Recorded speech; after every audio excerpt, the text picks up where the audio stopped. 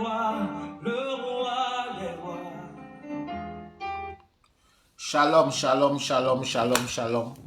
Que la paix du Seigneur soit avec vous en ce week-end.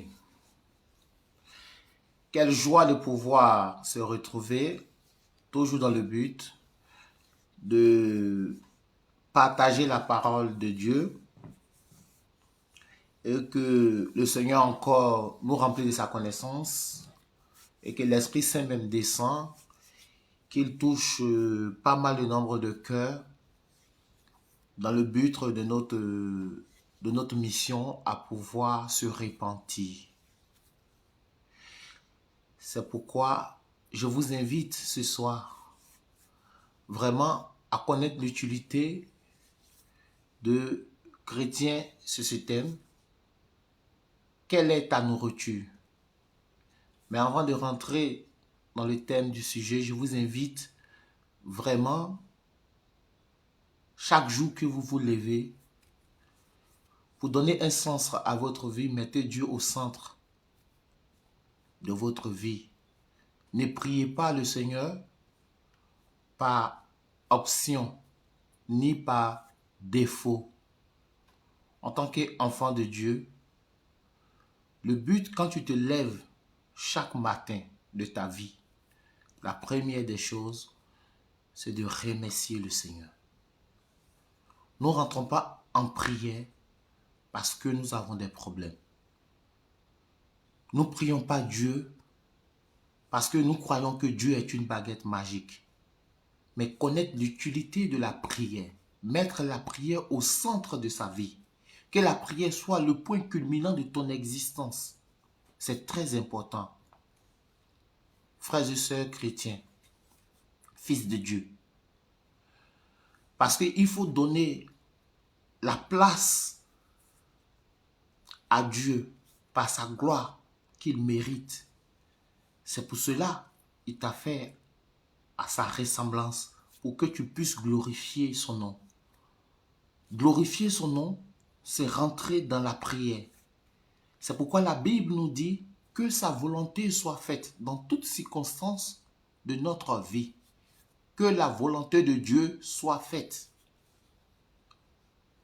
D'abord, je prie le matin avant de sortir, le soir avant de dormir, à midi, dans toutes circonstances de ma vie. Quand Saint Paul nous dit dans la parole de Dieu, marchons selon l'esprit, non pas la chair. C'est-à-dire que ton esprit soit toujours focus, uni à Dieu dans la prière. C'est ce qui veut dire cette parole-là. Donc, frères et sœurs, ce n'est pas parce que nous avons des problèmes que nous allons trouver toujours des excuses en disant « Je suis fatigué de prier, je prie, Dieu ne m'attend pas.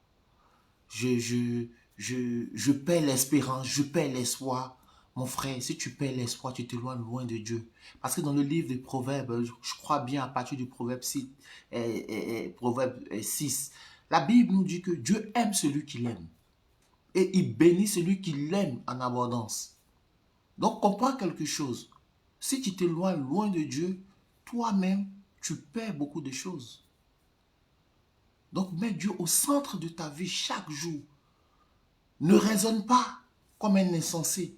Ne raisonne pas comme les hommes du monde.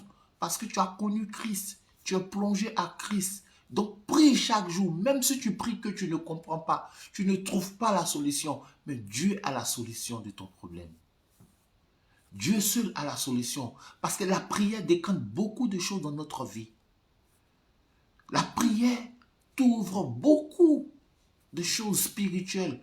Et elle se manifeste dans le physique. Je vous exhorte sur cette première partie. Pourquoi j'insiste sur la prière? Parce que nous prions par défaut. Lorsque nous avons des problèmes, lorsque nous cherchons du travail, lorsque nous voulons nous marier, lorsque rien ne va dans notre vie, c'est là dont nous consacrons dans la prière. Non! Donne la gloire à Dieu. La place qu'il lui mérite. La place qu'il mérite. Donne-lui cette place-là. Parce qu'il t'a dit, tu es fait pour l'adorer. Et la Bible dit dans la prière encore, Que la volonté de Dieu soit faite. Donc, pour que sa volonté soit faite là, donne-lui la place qu'il mérite. Lui seul, il sait la situation dans laquelle tu es. Lui seul, il sait ce que tu traverses. Je te lirai quelques versets, 2 versets, que tu comprendras pourquoi lorsque nous sommes dans certaines circonstances, c'est pour se rapprocher de Dieu. C'est pour que nous puissions se rapprocher de Dieu, afin que sa gloire se manifeste, pour que nous puissions toujours honorer son nom. Donc je ne vais pas trop tarder, mais je t'exhorte, chaque jour, quand tu te lèves, prie le Seigneur Dieu. Même si ça ne va pas, prie le Seigneur Dieu. Lorsque même tu es malade, prie le Seigneur Dieu. N'abandonne pas, car tout ce qui tourne aux alentours, c'est le ruse, tu vois, qui t'emmène à pouvoir te culpabiliser, te dire non, et tu pries, ça ne va pas. Non, ne te pose pas des questions.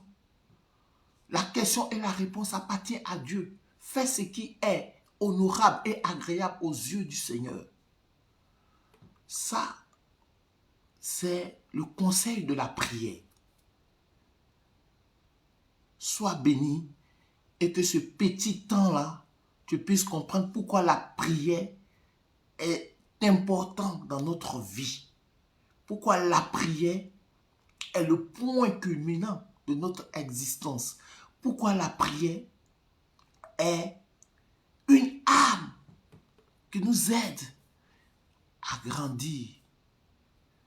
Parce que Dieu se manifeste dans ce moment présent d'intimité que tu as avec lui.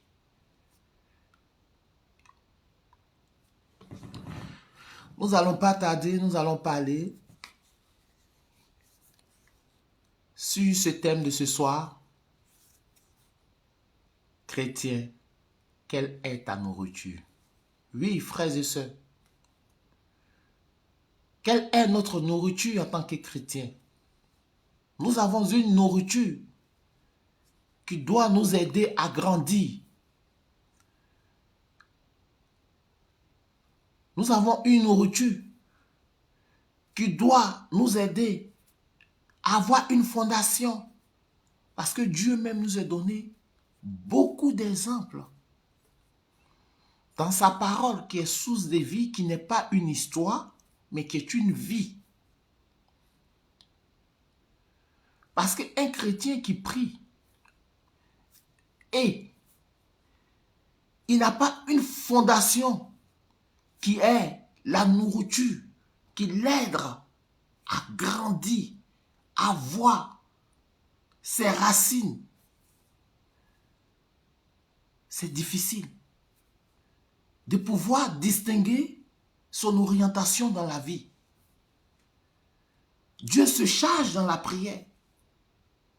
Mais Dieu t'a donné la capacité aussi. C'est pourquoi il t'a dit, il a tout mis en toi. L'intelligence de pouvoir discerner du mal et du bien. Mais pour pouvoir discerner du mal et du bien en tant que enfant du Christ, tu as besoin d'une nourriture spirituelle. Tu as besoin d'une nourriture qui te rassasie. Tu as besoin d'une nourriture qui te consolide. Tu as besoin d'une nourriture qui te fait, qui déverse les écailles de tes yeux. Parce que le diable est très malin. Et n'oublie pas que même le diable fut le premier ange céleste de Dieu. Donc, il sait comment te faire chuter. Donc, si tu n'as pas cette nourriture solide là, si tu n'as pas cette nourriture qui te donne une fondation, c'est vrai, tu pries, Dieu agit dans la prière, Dieu te protège, mais à l'état physique, il y a toujours des radicaux libres, des esprits malins qui tournent aux alentours de toi. On n'a jamais vu le diable. Mais ces esprits qui tournent autour de toi passent par celui qui n'est pas enraciné dans la parole de Dieu, qui n'a pas une fondation. Et c'est cette personne-là qui t'amène à t'éloigner de Dieu, ou qui te dit des paroles que tu trouves être justes. Pourtant, ce sont les pièges de l'ennemi.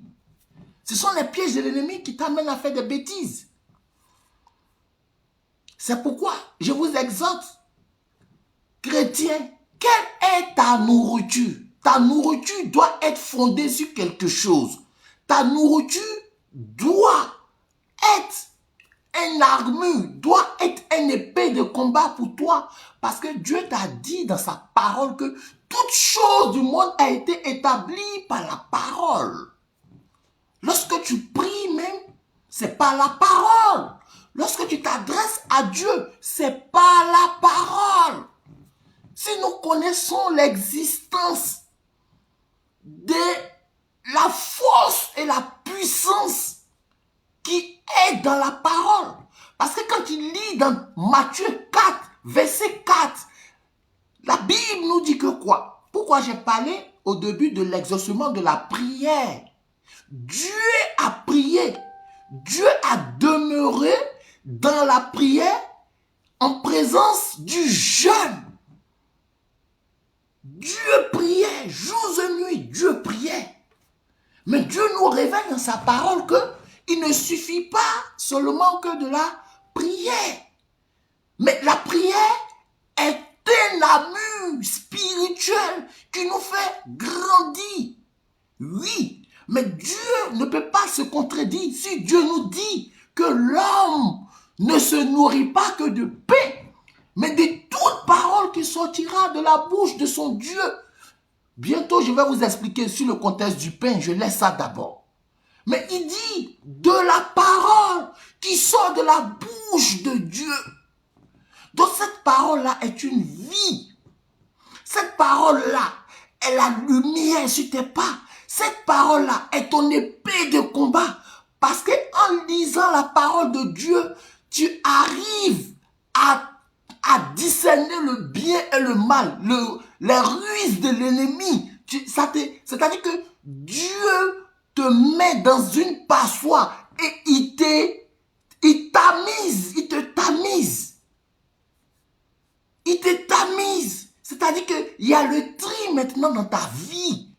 Parce que tu as ce qu'il faut pour grandir spirituellement. Tu as ce qu'il faut pour être enraciné. Tu as ce qu'il faut pour être un bâtiment qui a pris sa forme. C'est sa parole. Parce que dans sa parole, la vie et l'Esprit de Dieu demeurent dans cette parole.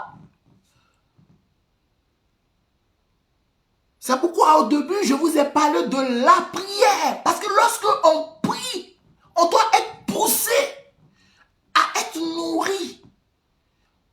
À être nourri de cette parole-là. Tu vois, c'est deux étapes où Dieu agit et toi, Dieu te donne l'esprit de pouvoir marcher dans la ruse de l'ennemi. Donc, un chrétien qui n'a pas pour nourriture la parole de Dieu, c'est difficile pour lui. Parce que chaque fois, il risque de tomber. Il risque de ne pas avoir une fondation. Frère, la Bible nous dit, c'est pourquoi quand tu lis encore, tu vas plus loin.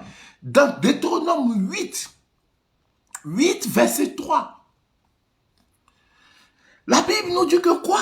La Bible nous dit ici, je vais vous dire, spirituel, c'est que Dieu a parlé. La Bible nous dit ici, il t'a fait passer par la pauvreté, il t'a fait sentir la faim et il t'a donné à manger la manne. Cette nourriture que ni toi ni tes pères n'aviez connue, pour que tu saches que l'homme ne vit pas seulement de pain, mais de tout ce qui vient de la bouche du Seigneur.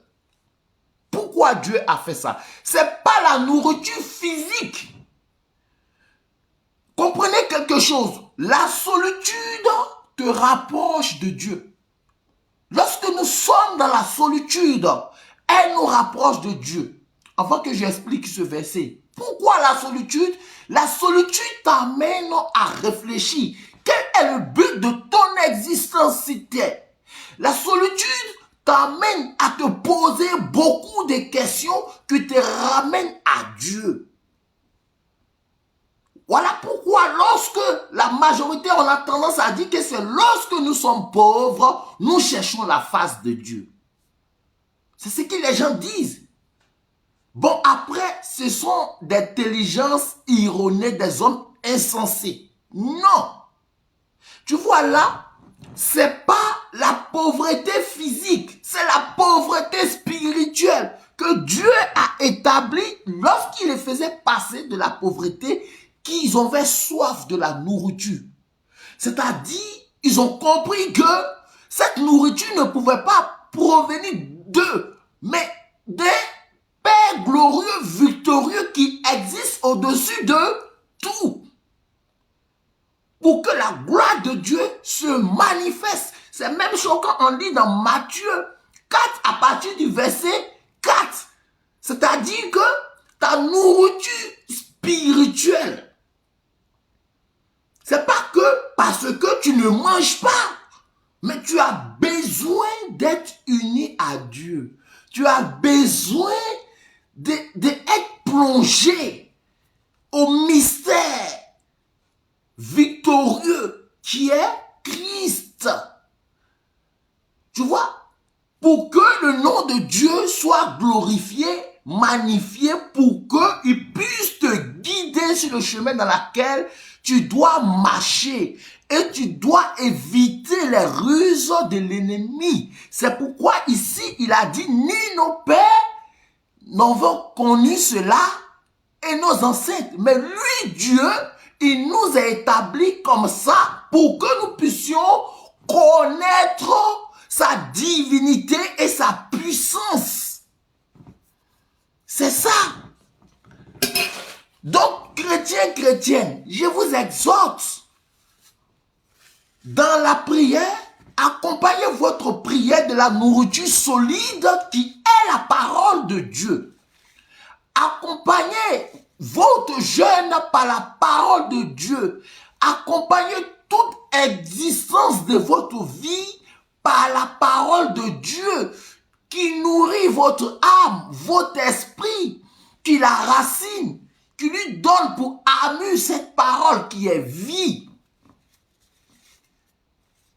Scrutez la parole dans votre cœur, sur votre lèvre.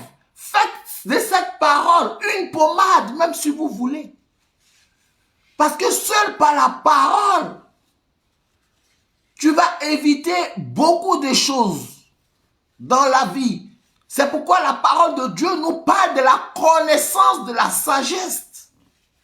Parce que celui qui cherche la sagesse se rapproche de Dieu. Donc, la nourriture du chrétien doit être dans la méditation de la parole de Dieu qui est la Bible. Il doit lire au moins chaque matin un verset biblique. Il doit lire au moins une petite phrase qui doit le rassasier spirituellement. Il doit lire une phrase qui sera son appui, son guide le matin. Il doit, dans sa prière, dans la prière, lis un verset biblique.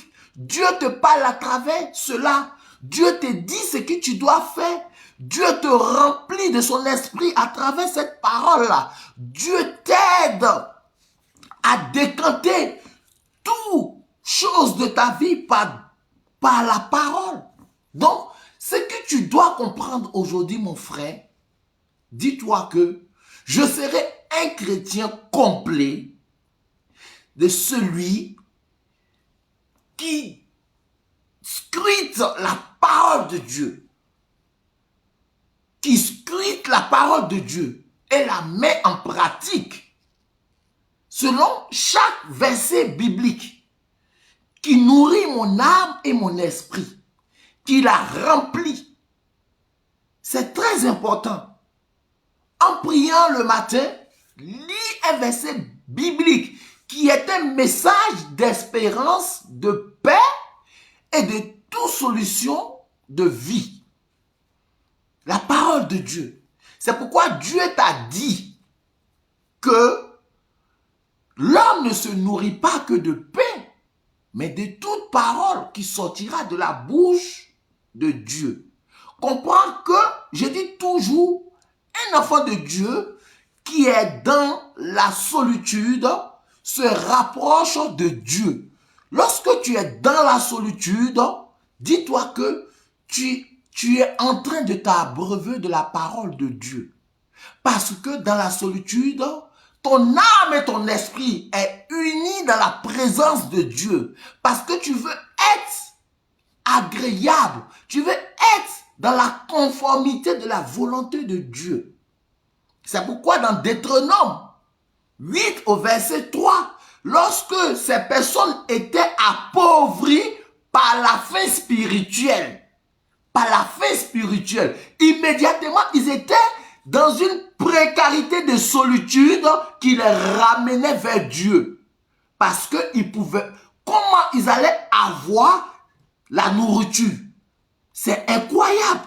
Ils n'allaient pas avoir de nourriture. Donc, le seul recours que nous devons avoir, c'est de contempler les délices merveilleux de l'Éternel Dieu des armées pour sa gloire. Voilà comment, dans Deutéronome 8, à partir du verset 3, Dieu a dit que notre Père n'en veut pas connu cela. Mais cela a été fait pour que la gloire de Dieu puisse se manifester par la nourriture physique, mais la nourriture spirituelle qui allait leur donner l'espoir, l'espérance, la force de pouvoir avancer. Donc, un enfant de Dieu qui ne se nourrit pas de la parole de Dieu est à 50% de perdre sa spiritualité. Parce qu'on a tendance à être impatient. Lorsque nous prions et que nous ne voyons pas les fruits, on se décourage. Mais le message d'espérance qui nourrit notre âme, c'est la parole de Dieu. Parce que dans la parole de Dieu, Dieu te parle directement à toi. Il te parle directement. Mon fils, demeure, sois fort, sois courageux. Ça dépend de quel verset biblique tu lis. C'est pour cela un enfant de Dieu doit beaucoup se nourrir dans la prière et la parole de Dieu qui doit être une lumière, une lampe à ses pieds, une épée qui combat, qui l'évite des ruses de l'ennemi. C'est très important, frères et sœurs. Très important. Très important. C'est pour cela, quand tu pries, lis, scrute la parole de Dieu. Dis au Seigneur, parle-moi. Parle-moi à travers ta parole. Parce que ta parole est la fondation de mon âme et de mon esprit. Ta parole déverse les écailles de mes yeux. Ta parole m'illumine. Ta parole est un appui. Ta parole est un guide. Ta parole est la force qui me donne dans la continuité de ma foi. La parole de Dieu, elle est très importante. Parce que toute chose d'abord a été établie par la parole. Toute chose de l'univers a été établie par la parole. Donc Dieu se base toujours sur la parole. Dieu se base toujours sur la pratique de la parole. Dieu se base sur ce que tu vas utiliser à travers la parole. C'est pourquoi la Bible te dit que quoi? Dieu nous exhorte, il dit faites attention. Je vais plus loin. Faites attention de ce qui sortira de votre bouche. Parce que ce qui sortira de votre bouche, c'est celle-là qui vous condamnera ou qui vous libérera. Donc, comprenez l'existence de la parole d'abord. La parole. La parole est le point clé d'un chrétien. Donc, un chrétien qui ne se nourrit pas de la parole de Dieu n'est pas rempli. Dieu travaille pour lui dans la prière. Dieu va l'aider spirituellement. Mais lui, il a besoin aussi de contribuer à ce que Dieu fait pour lui. Oui, il est le Dieu de l'invisible qui établit toutes choses, mais Dieu a besoin de ta contribution, il a besoin de ton engouement, il a besoin que tu lui montres que, Seigneur, j'ai renoncé à tout et aujourd'hui, je suis ton fils bien-aimé, donc je veux marcher avec toi. C'est ça qu'il faut comprendre dans l'existence de la parole. Parce que c'est comme des gens qui disent, oh non, mon papa va me protéger. Ça, c'est terre à terre, je vous parle pour que vous compreniez. Quand une mère met son enfant au monde ou bien un père met son enfant au monde, on lui donne l'éducation possible et lorsqu'il sort dehors, en fait qu'il puisse éviter les problèmes. C'est pareil avec Dieu. Donc Dieu nous défend spirituellement. Dieu nous défend spirituellement. Mais physiquement, nous avons besoin d'armes pour pouvoir combattre ceux qui viennent à nous. Et que lorsque quelqu'un te met en colère, qu'est-ce qui va faire que tu vas éviter la colère? C'est lorsque tu vas lire dans la parole de Dieu que la Bible te dit qu'un enfant de Dieu ne doit pas rentrer en colère. Voilà où Dieu t'oriente dans sa parole. Donc la parole est très efficace. La parole résume toute l'existence de notre vie, unie à Dieu. Je ne serai pas long parce que, arrivé un moment, on ne pourra pas comprendre, mais à travers ce message que je vous ai apporté, que le Seigneur Dieu sonde votre cœur et votre rein pour que Dieu même vous vienne en aide, pour que vous ayez la force de scruter la parole de Dieu. De scruter la parole de Dieu. De la vivre à 100%. D'être unis dans cette parole. De la pratiquer. Que Dieu sonde votre cœur. Que la paix et l'amour de Dieu triomphent dans votre vie. Que la paix et l'amour de Dieu donnent un changement à l'existence de votre vie par sa parole. Que Dieu vous bénisse. Et le samedi prochain, si Dieu le veut, nous allons parler de l'idolâtrie des bénédictions que plutôt de celui qui donne la bénédiction. Shalom.